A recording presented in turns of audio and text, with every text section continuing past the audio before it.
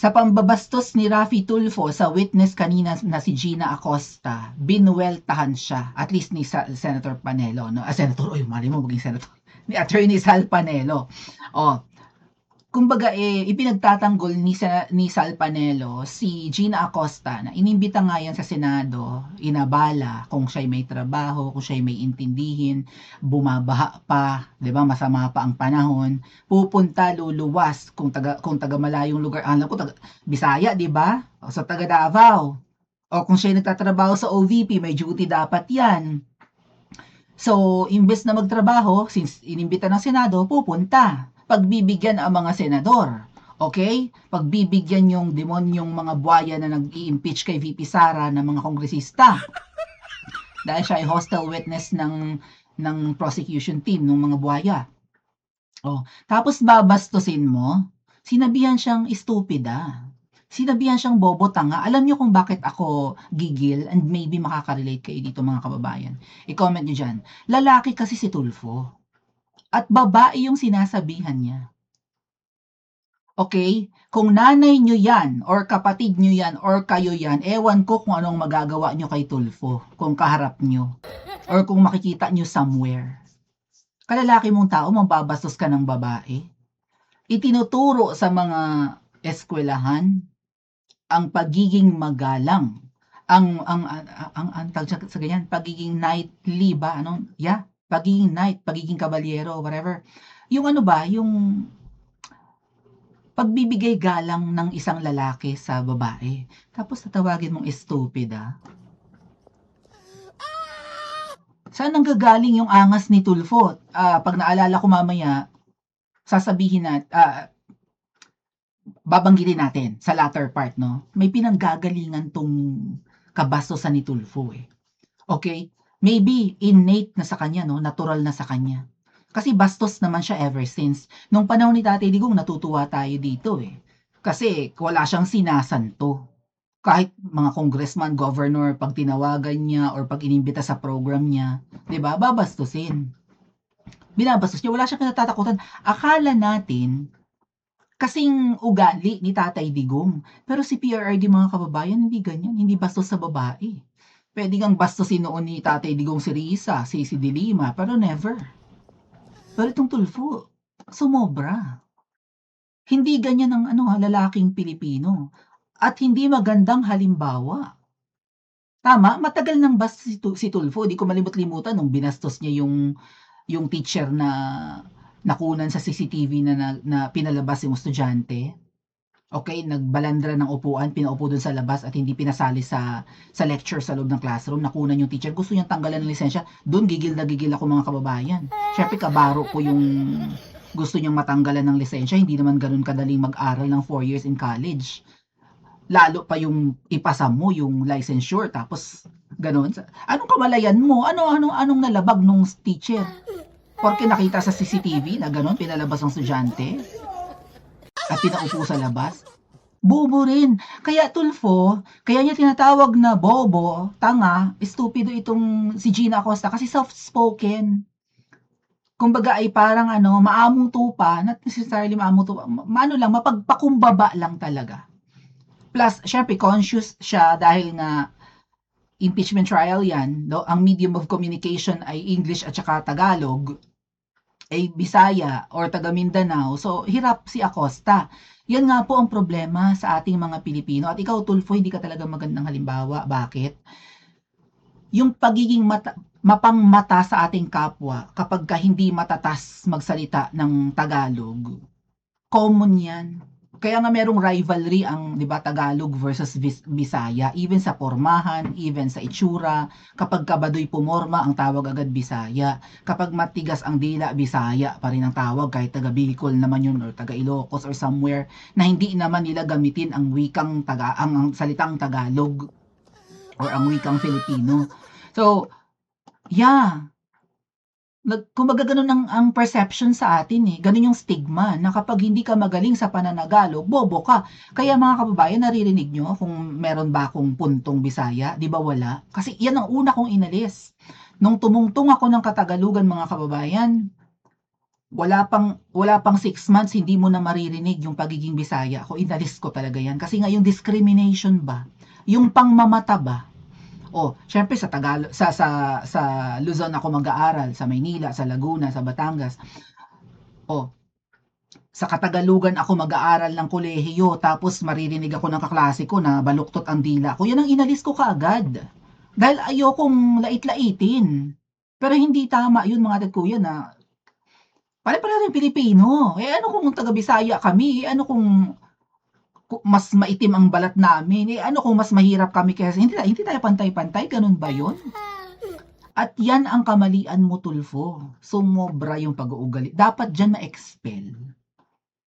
Ewan ko lang kung may balls ang Senate, lalong-lalo na yung Senate President, na dapat ayusin mo ang behavior ng senador na nasasakupan mo o yeah, right? Disiplinahin nyo. Kahoy! Senate President, Gatchalian. Senate as a whole. Napapahiya kayo. Dahil may bastos na senador. Hindi lang siguro bastos, meron diyang magnanakaw. 'Di ba? Tama ba 'yan? Wala parang mas marami sa kanila ang maanomalya kaya nagkakampihan siguro, no? At itong Tulfo na to may pinanggagalingan yung kaasbagan nito mga kababayan. So bago natin panoorin ang pagbuwelta kay Senator Tulfo at ang kanyang pagbabastos din kay Gina Acosta, basahin muna natin itong post kasi alam mo yung Tulfo, nagte-trend ka in a bad way. This is not how you treat a witness or a resource person. Iimbitahan nyo, aabalahin nyo, babastusin mo. Anong karapatan mo? Kung ibang tao ang inimbitan nyo, inabala nyo, tapos nako, manggugorgor pala, baka dyan sa kinatatayaan mo, bali na ang leeg mo. So, kasi parang minamali tayo ni Tulfo Karamihan daw sa mga Pilipino ganyan average, no? As in, hindi, kumbaga hindi tayo matalino. Average lang, ordinaryo, mata pobre, na akala mo mas lamang siya sa atin. Bakit? Hindi ka kumakain? Anong kinakain mo? Ginto? Hindi ka dumudumi? Hindi ka natutulog? Ano ka, immortal? Walang pagpapakumbaba. Mapagmataas ang isang to, lalo nga siguro dahil nga nagtiba-tiba na, no? And again, mga katit kuya, no? Paalala ko lang sa inyo, si Tulfo ang number 1 na highest earner na Pinoy on YouTube. Ang laki ng channel ni Tulfo, ha? Yung maybe puntahan natin bago natin basahin yung article. Puntahan natin yung YouTube channel ni Raffy Tulfo. Siya ang may pinakamalaking kinikita sa YouTube, mga kababayan. Yan ang alam ko. Followed by Ivana Alawi, Tony, and Alex Gonzaga. Something like that. Number 1 YouTuber ng Pilipinas si Tulfo. At least sa personalidad, no? Kasi syempre may mga iba pang mga YouTube katulad ng YouTube ng ABS-CBN, ganyan. Maybe mas malaki yung following. Pero kung titingnan natin yung YouTube channel ni Tulfo, mga tatkuya, 30 million. 30M, Diyos ko. Ewan ko kung ilang dekada or 100 years or 1,000 years pa bago ko ma-achieve yung ganyan karaming followers. 1 million followers, parang suntok pa nga sa buwan. Pero okay ako mga tatkuya na ako'y small time na YouTuber, small time na vlogger, okay sa akin yan. Kesa yung ganyan sikat ka nga tapos 'di ba marami na ang gigil sa iyo. Mabuti pang simpleng tao ka na lang. He has 30 million subscribers, mga kababayan. So sa ganyan po kasi na ang dami mong followers, dapat may responsibilidad ka na niyan, no? Influencer ka nang maituturing dahil nga marami nang naka-follow sa iyo. Asa na 'yun? Kumbaga, yan hindi lang isang baryo ang follower mo. Parang isang state na ng Pilipinas. Parang buong populasyon na yan ng Mindanao. Or maybe ng Visayas, or maybe ng buong Luzon. Ilang libong isla na ng Pilipinas ang followers mo. Hindi lang isang barangay, hindi lang isang bayan, hindi lang isang probinsya. You have 30 million. That's closer to the vote of the Vice President.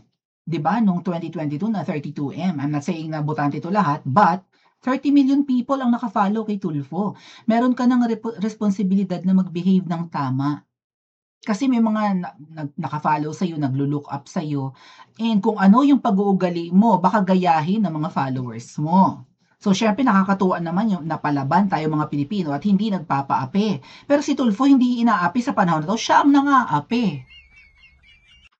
Okay, let's read this post bago natin panoorin yung, meron ng dapat itawag kay Tulfo na term, eh. Hulaan niyo nga kung familiar kayo, yung ginamit na term ni Cory Aquino kay Ninoy. Kung ano ang totoong ugali ni Ninoy. Yun ang bagay kay Tulfo ngayon na itawag. Pero basahin muna natin to. Tinawag na stupid ang ex-OVP SDO or Special Disbursing Officer na si Gina Acosta. Hindi napigilan. Eh bakit hindi mo pigilin, Tulfo? High blood ka ba?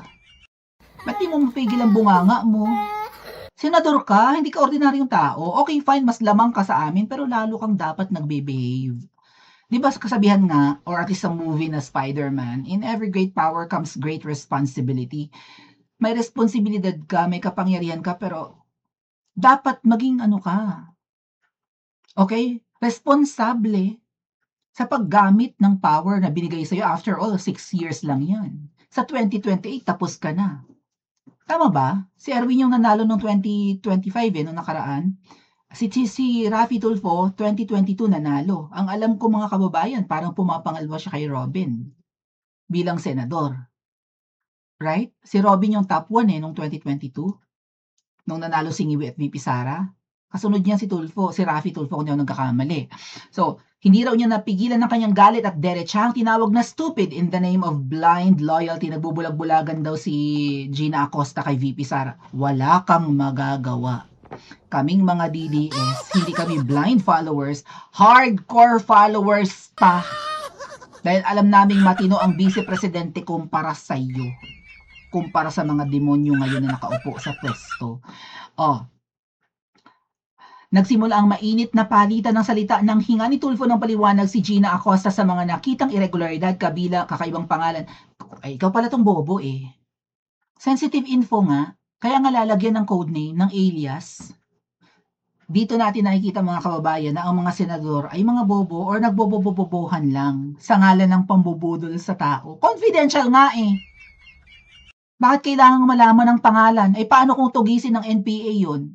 Di ba kinikwento ni VP Sara, bibili siya ng impormasyon. Ang bibilhan niya ng impormasyon para matalo ang mga makakaliwa ay mismong miyembro nila. Sabi ko nga sa inyo mga kababayan, ang mga makakaliwa, ang mga NPA mukhang pera. Ngayon baka may matutokso sa halagang 80,000, 100,000 pesos. O, magkwento ka. Saan kayo nagkukuta? Saan ang inyong, sino ang recruiter nyo? Ganyan-ganyan. O, ikaw naman na madaling matukso sa pera. O sige, akin ang pera. Pero wag mong sasabihin. Hindi namin sasabihin. Vice President ka ang hihingi ng impormasyon eh. Ipapahamak ka ba niyan? Confidential yan, syempre. O may nagchuchu na miyembro ng NPA, dito kami nagkukuta sa probinsyang ito. Itong school, meron kaming miyembro dyan. Ito yung recruiter.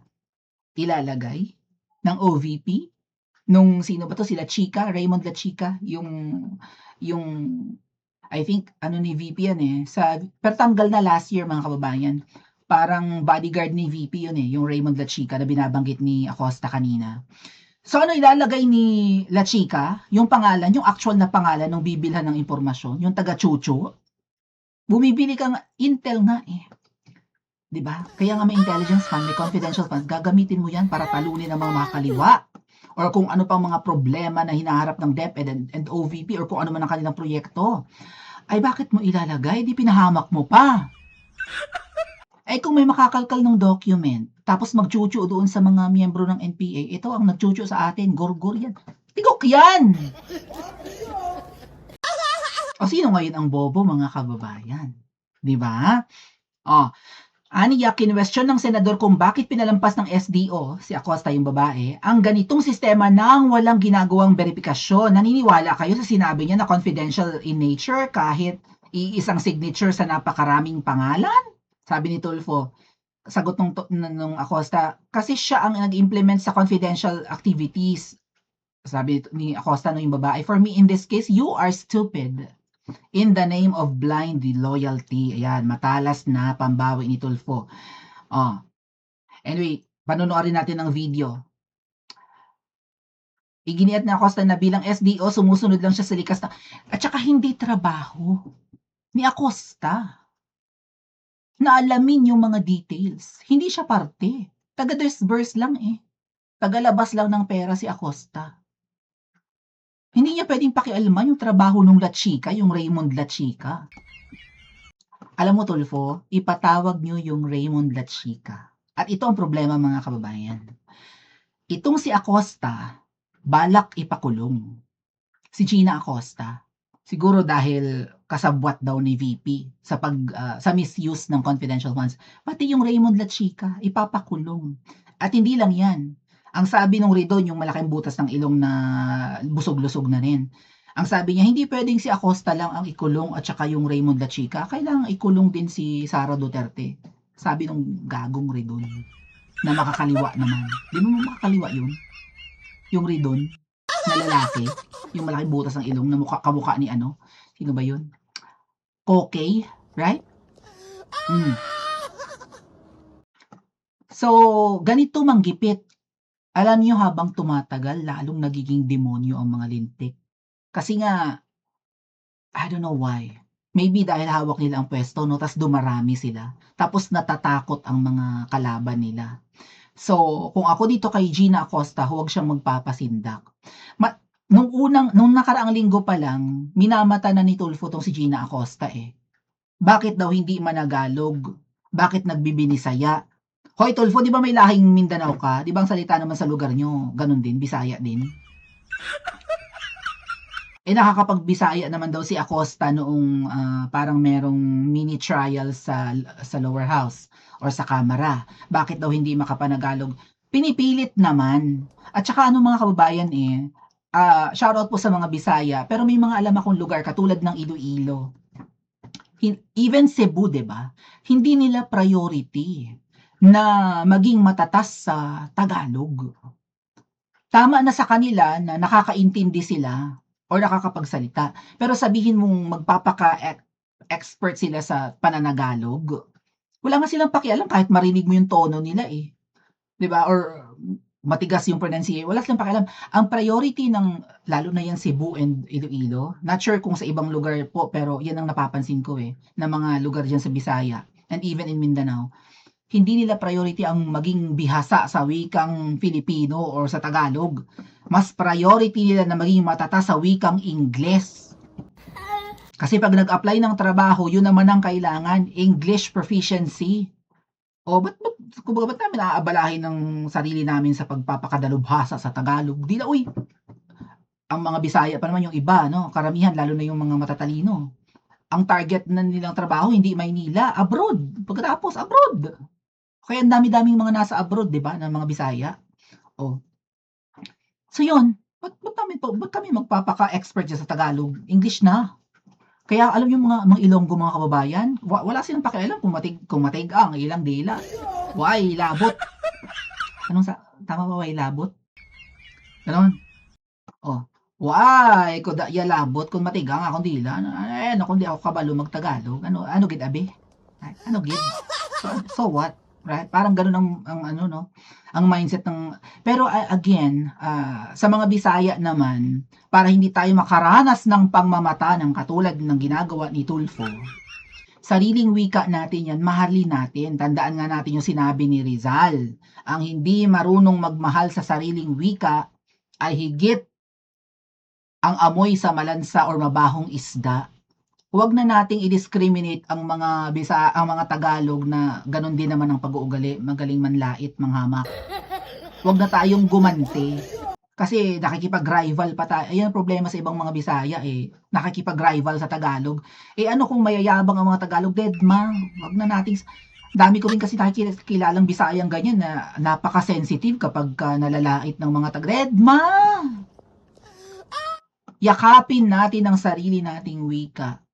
Magpakadalubhasa tayo. Ang mga Pilipino ay polyglot. Ang dami nating alam na salita. Marunong tayo mag-Japanese, mag-Koreano, mag-Arabic. Kung saan tayo mapunta, kung saan tayo may kamag-anak, Italian. 'Di ba?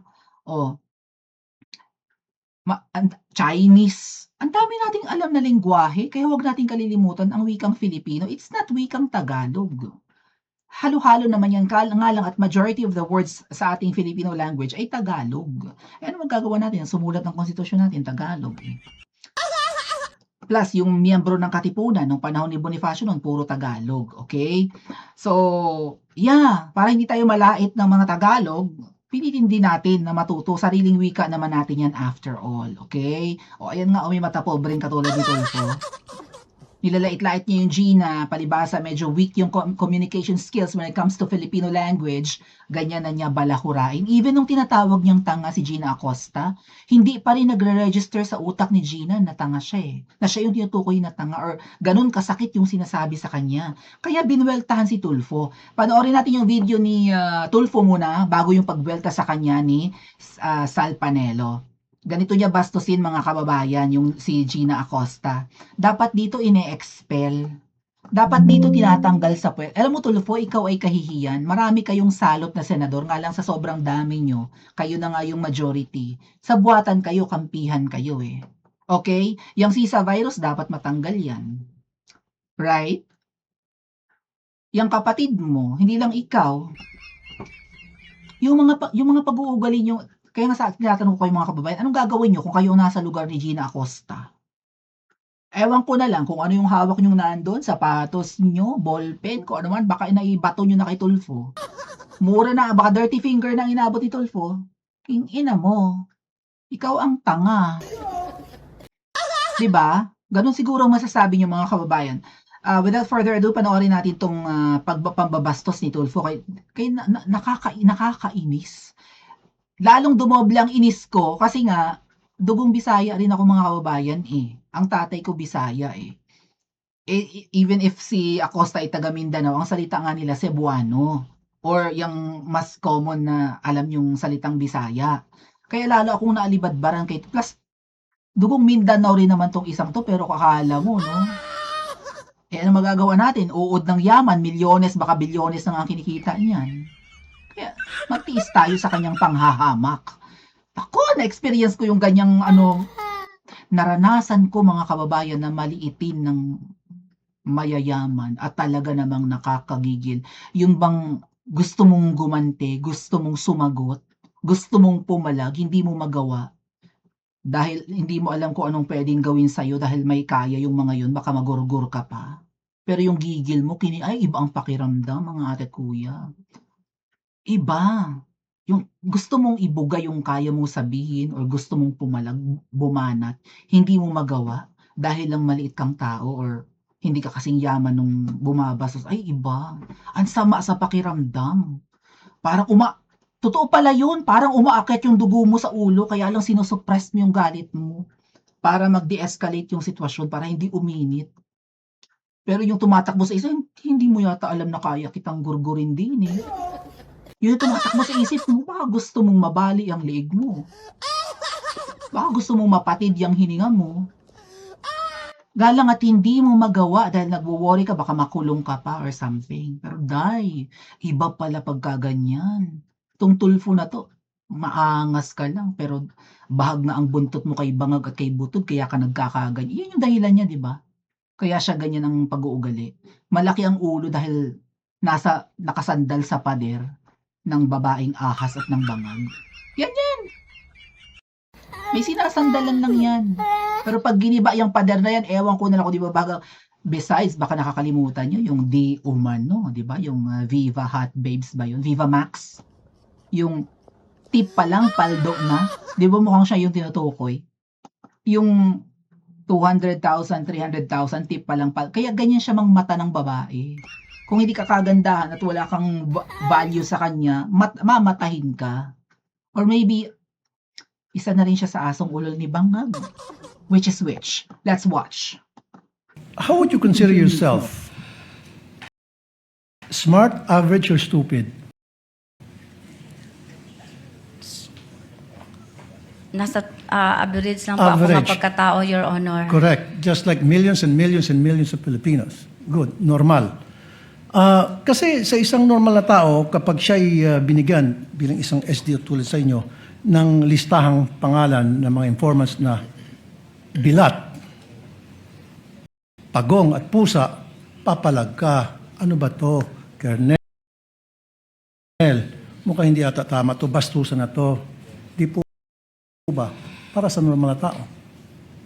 Am I right? Nag-rely po ako sa sinabmit po sa akin ng security officer, Your Honor. Kaya nga po, bilang isang normal na tao, ulitin ko, pag nakakita kayo ng ganong pangalan, bilat, pagong, pusa, etc. Belat. Okay, belat, same. Magugulat ka, di ba? Bilat. Bilat to. Nadala si Tolfo, Magugulat bilat. Ayan, mga kababayan, nadala si Tolfo, bilat. Mukhang mahilig siya sa bilat.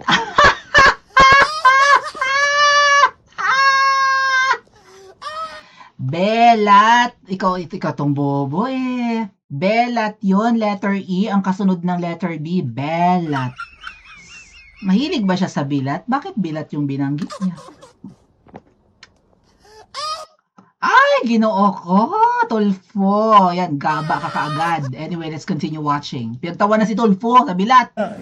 Yung pronunciation yan eh. Sa Tagalog, belat, sa Bisaya, bilat yun eh. Kasi yung I nagiging I eh. Bisaya din kasi ako eh. With the permission of Senator Judge Tulfo, Nagpapalusot Chair ka would pa, like to belat remind yun. the gallery to kindly maintain silence during these proceedings. You may proceed, sir. Kasi isa pa po, Madam Witness, meron akong kopya dito na kung saan maraming pangalan ng mga informant at iisa lang po ipirma. So if you're a normal or average person, papalag ka na naman. Teka muna, Colonel, bakit ganito? Bastusan na to, lokohan to. Yung iba-ibang mga pangalan pero isa lang po ipirma. Hindi ko nagtaka. Piniripay ko po yon si Colonel La Chica, Your Honor. At ang sagot naman niya sa akin, Ma'am Gina, those are sensitive information, Ma'am Gina. At saka, confidential in nature po yon. So naniwala kayo sa sinabi niya na confidential nature kahit na isa lang signature sa napakaraming pangalan. So Kasi you siya took his po, word for it. kasi siya po ang nag-implement sa mga confidential activities, Your Honor, on the grounds. Siya po ang inatasan na mag-implement. Siya ang implementor po, Your Honor. So for me, in this case, you are stupid in the name of blind loyalty.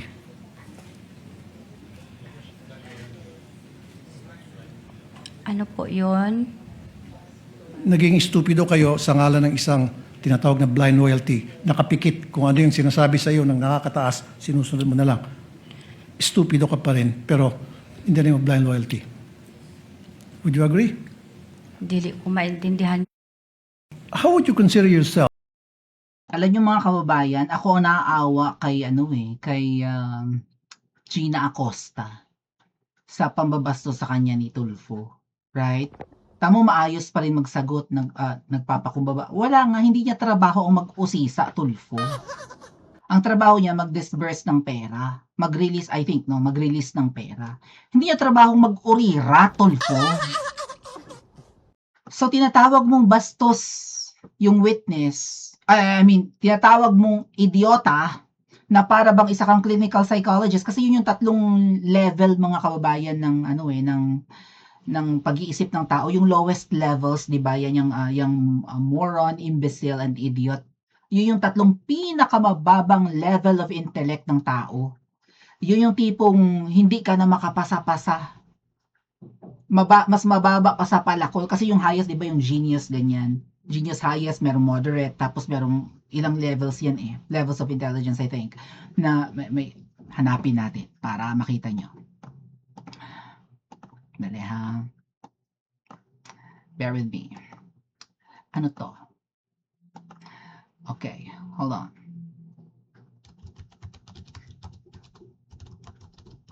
Kasi tinawag kaming ganito ng teacher namin, mga kababayan. Levels of IQ yan. Okay, IQ levels, mga kababayan. Tinawag kasi kami ng teacher namin before na mga moron, imbecile, and idiots. Kasi nga kami ay, I don't know, galit lang sa amin yung teacher namin na yan. So, yun pala, yun na yun, masasakit na parang nuknukan ka na ng tanga. Yung tipong tatanungin ka ng 1 plus 1, hindi mo alam ang sagot. That's how moronic you are, mga ting. So, ayan ang level. Okay. Moron, ang IQ mo ay 50 hanggang 69. Okay. Imbecile, 20 hanggang, mas mababa pa yung imbecile. 20 hanggang 49 lang yung level mo.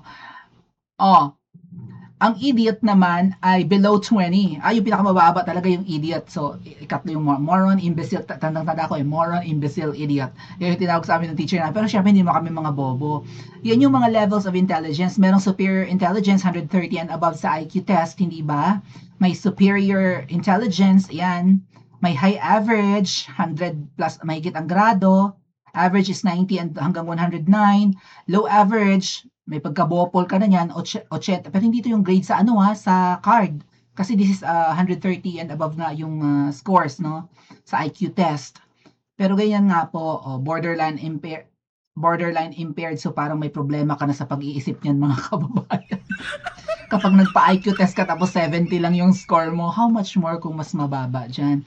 So, hindi ka lang idiota, di ba? Talagang nuknukan. So nga, maybe baliw na, I don't know. So, ganun kababa yung tingin ni Tulfo porque soft-spoken si Acosta. Right?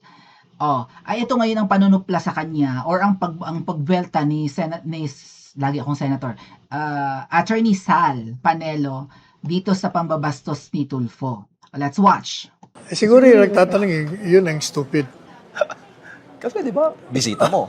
Pero attorney, how would you judge on several of these senator judges and how they treated the witness? May tanong kanina, sabi, are you an average normal or a stupid person? Siguro yung nagtatanong, yun ang stupid. Kasi di ba, bisita mo.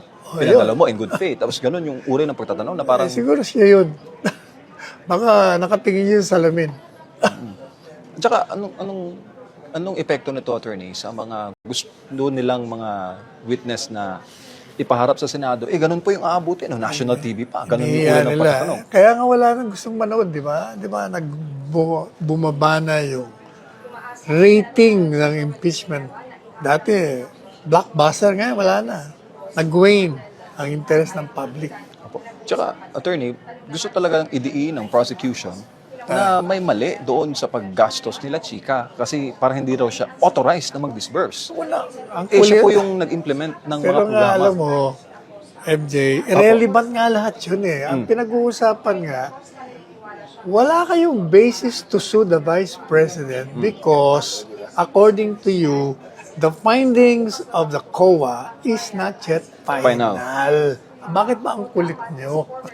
Bakit ba nagko-concentrate kayo sa mga irrelevant? Ang prubahan nyo, irregular. Ay, sabi ng hindi.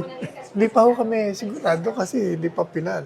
May pending motion for reconsideration pa. At saka, tinan mo, MJ, di ba, yung 125 million sa DepEd ba yun? Hindi OVP. hindi na 125 million kasi na-reduce dahil okay pala yung iba. O doon lang makikita mo na. You see, nagdidemanda kayo ng 125, yung pala, yung iba nun, okay naman pala. Yan ang problema. Sinisiraan nyo lang si Inday Sara. Tsaka ang concern, attorney, ng ilan sa mga nasa intelligence field or intelligence sector, bakit hanggang ngayon paulit-ulit po na ginigiit na yung mga fictitious names, yung mga pseudonyms na ginagamit na SOP naman talaga yun. Simple. Para siraan mo si Inday Sara. Yun lang yun. Yun ang sagot doon. Alam naman nila yun na talagang hindi mo pwedeng sabihin kung sino mga tumanggap noon. Sir, day 17 ngayon ang trial. Kung ganito daw kabagal ang usad, the trial could last until February. Your thoughts on that, sir? Totoo yun. Di ba sabi ni Senate President Win Gatchalian, it will take you 15 months. Pero dahil nga sa mga useless na mga testigong hindi na dapat pinipresenta mo pa. Yung mga tanong na hindi na dapat tanongin dahil irrelevant na lahat, tuloy-tuloy pa. Talagang tatagal tayo dyan. At paulit-ulit pa yung mga tanong. Correct. Paulit-ulit. Ayaw naman nilang intindi. Consistent naman yung testigo. Ako nag-disburse. Tinan mo, mga tanong na, nag-disburse din ba yun? Basta ako nagbigay. Ano naman? Walang relevance yung mga nakakayamon. Gusto ko na matulog eh. Attorney, day 17 ngayon, Ano mensahe mo sa taong bayan, sir? Day 17 ng trial. Wala. Paano mo kakausapin ng taong bayan? Ang taong bayan mismo nagagalit. Ayaw na nga manood eh. So, magtitiis na lang muna tayo dahil wala. Pasaway na lahat eh. Okay. So tama si Sal Panelo na nabubwisit na ang mga pinapanood lang mga tetkuya ang impeachment dahil it's about VP Sara. Kung iba yung ini-impeach, baka wala tayong pakialam. Say for example, si Boying ang ini-impeach or maybe si George Garcia ng COMELEC kasi isa din sa mga impeachable officials yan. Hindi tayo manonood. Siguro kung si Marcos Jr. ang ini-impeach, baka mag-abang pa tayo, no? Or maybe hindi masyado. Pero it's a Duterte eh, kaya pinapanood. Pero nababawasan na nga po yung interest ng public. Two things. Sa tingin ko, dalawa ang dahilan kung bakit gusto nilang patagalin. Dagdagan niyo po sa comment section kung may kulang sa sasabihin ko. Una, gustong mag-grandstanding ng mga senador. Even sinaligutan, even yung mga congressman, gustong magpakitang gilas na sila ay magaling. This is media mileage, mga kababayan. Libreng exposure. Kung maghahangad sila ng popularity, ito na yun. Okay? Kung gusto nilang maging familiar ang pangalan nila at mukha in public, ito na yun kasi napapanood all over the world, hindi lang sa Pilipinas. Kina-cover ng media. Okay? Kasi mga kababayan, kita mo kung tatakbo ka halimbawa sa national positions. Halimbawa tatakbo kang senador or presidente. Kung gusto mong mapanood ka sa media, magbabayad ka ng campaign ads, 'di ba? Milyon-milyon, hindi lang milyon, billions. Ano sabi ni Tatay Digong? Nagbayad siya ng 7 million noon nung tumakbo siya ng 2016 sa ABS-CBN. Pero hindi pinalabas ng ABS ang kanyang campaign ads. 7 million pesos 'yun for like 15 seconds. Quarter of a minute na ads, mga kababayan. Baka nga. Kasi mahal yan eh, per second yung bayad. Yung mga, di ba yung mga commercial na yan? Mahal ang bayad dyan, mga ads. O at ngayon mapapanood ka ng hindi lang 15 seconds, hindi lang 1 minuto, oras, araw-araw, magiging laman ka ng balita. That's free advertisement. So I think that's the first reason. Tama ba? What's the second reason? Kung bakit gusto nilang patagalin? Cover up. Cover up ng corruption. Kailangan ito ang mapag-usapan. Kailangan makalimutan ng public ang flood control. Ayan, may paparating na bagyo na naman. Ang nagre-remind sa mga Pilipino na inutil ang mga politiko tas inuuna pa ang impeachment ni VP Sara ay ang kalikasan na. Nire-remind na tayo. So, kailangan nila ng pantakip, lalo ngayon, bagyuhin, hanggang December yan. 'Di ba? Buwan-buwan may bagyong tumatama, kahit kapaskuhan na. So, kailangan nilang patagalin para hindi mapag-usapan ng kanilang corruption, hindi ma-highlight ang mga mali-malitang nakaw. Habang hindi na pag-uusapan yan, tuloy-tuloy sila sa panggigipit sa mga pro-Duterte, sa mga critics nila, hanggang sa maubos ang kanilang kalaban. Kaya siguro ganyan kaasbag si Tulfo. Kaya siguro ganyan siya kaangas. Kasi nasa poder sila at kaya nilang pagtakpan yung skandalo nila. 'Di ba si Tulfo, si Raffy Tulfo, sila magkapatid, isa sila sa na-mention sila sa affidavit ng mga Marines na tagadala ng pera, 'di ba? Nade-deliveran sila ng pera, babae. Para makalimutan yun, ganyan. So, in a way, naninindak si Tulfo, no? Kung paano niyang sinisindak si Acosta, gusto niyang ganun, gusto niyang sindakin kahit sino nang babangga sa kanya. Na ganyan siya kaangas. Kung kaya nilang maparekant yung apat sa 18 Marines na bumaliktad, even si Goteza, nagbago ang tono, maybe dahil sa threat at saka sa pera, lalo silang nagiging asbag. Kaya nga ako tatanungin yung mga kababayan, may sinasandalan si Tulfo kaya siya maangas. Tama? Nakasandal siya sa poder ng 3 demonyo, si Butod, si Tambaloslos, at saka si Ngiwi. Kung matatanggal si Ngiwi, kung mabubunot ang ugat, mga kababayan, mawawala ang angas niyan. At yung kaangasan niya, wala na sa lugar. Bakit bastos sa babae? Ito yung sinasabi kong term na ginamit ni Cory as definition kay Ninoy noon. Tandaan nyo yan. Chauvinist. Si Ninoy daw ay male chauvinist pig. Lalaking nang mamaliit ng babae at bastos sa babae. A chauvinist is a person who strongly and blindly believes that their own group, country, or race or gender is better than others. Yan yung mapagmataas, mga kababayang chauvinist. Kapag male chauvinist naman, a man who acts as if men are smarter, stronger, and more important than men. So, hindi lang sila misogynist, mga kababayan, or galit sa babae. Mataas ang tingin nila sa kanilang sarili dahil sila ay lalaki. Inferior gender ang babae para sa kanila. Mababang uri ang mga kababaihan.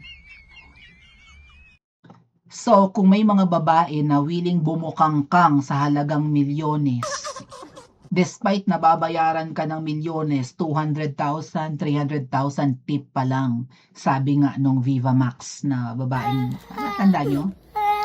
Kahit na binigyan ka ng malaking pera, mababa pa rin ang pagtingin sa'yo ng isang chauvinist dahil nga nagpapabayad ka at madali kang silawin sa pera. Kaya ganyan kababa ang tingin ng mga kalalakihan, lalo na ni Tulfo sa kababaihan.